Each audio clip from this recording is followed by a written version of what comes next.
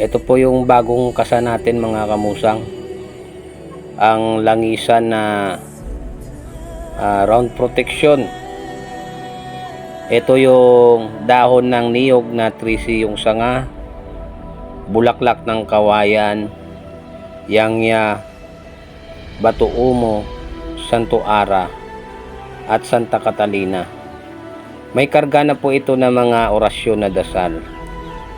Ito po ay proteksyon sa kulam, barang, palipad hangin, sa mga disgrasya at sa masamang tao na may magtangka sa ating buhay.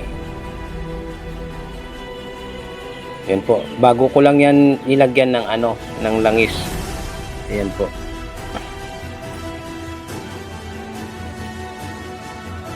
Ito rin po ay pwedeng gamitin yung dahon na ito ng niyog na pwedeng kunin sa loob at sunugin, gawing powderize at ipahid sa mga kati-kati.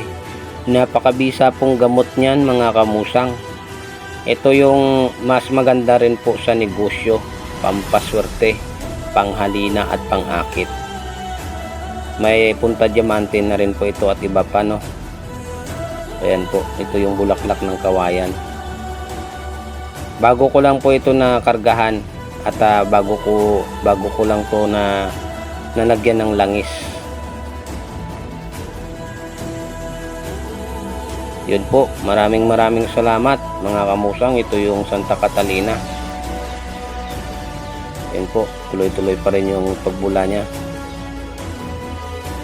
Bago lang natin kasi na kargahan. Ayun, mapagpalang umaga po sa inyong lahat. Maraming salamat sa mga supporters natin dyan.